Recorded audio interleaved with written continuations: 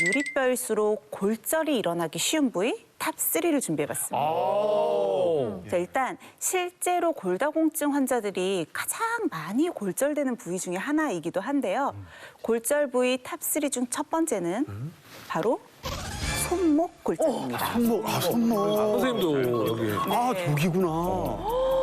여성의 경우는 평생 12명 중에 1명은 경험한다는 보고가 있을 정도로 좀 흔한 골절 중에 하나입니다. 실제로 가벼운 손목 골절인 줄 알고 병원을 찾은 여성 2명 중에 1명이 골다공증 환자로 나타났다고 해요.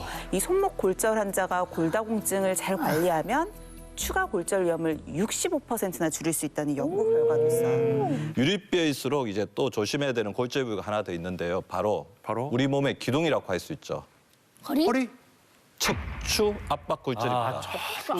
압박 골절. 저거 왜 저래?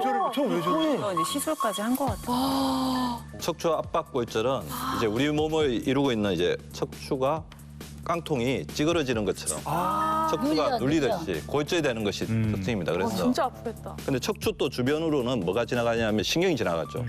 그래서 으스러진 뼈가 다른 신경을 이제 건드리면서 다리 저림, 하반신 마비, 기뇨 장애 같은 후유증을 동반할 수 있는 아주 무서운 골절로 알려져 있습니다. 그러니까 제가 병원에서 일할 때 제가 저런 척추 전문 병원에서 있었잖아요. 그래서 저런 압박골절 환자분들이 굉장히 많으신데 대부분 골다공증이 있는 60세 이상 어머님들이 주저앉아서 엉덩방아를 찍으시고 거의 다 저런 압박골절들이 많이 그냥 그렇게 그냥 엉덩방아만 찍었을 뿐인데 이게 눌리니까 이 충격으로 압박골절이. 아유, 들을수록 정말.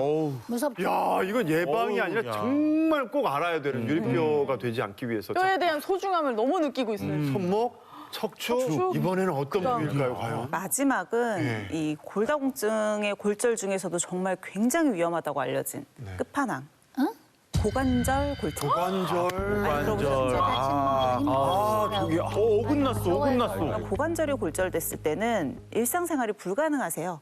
누워서만 생활을 하셔야 되거든요. 앉거나 서거나 할 수가 없으시니까 혈액순환이 되지도 않고 그리고 또 근육이 굉장히 빨리 줄어들기 때문에 신부전이나 혈전증의 발병 위험도 아주 높고요. 실제로 고관절 골절 환자의 경우는 1년 이내 사망 확률이 무려 20%. 상당히 높고요.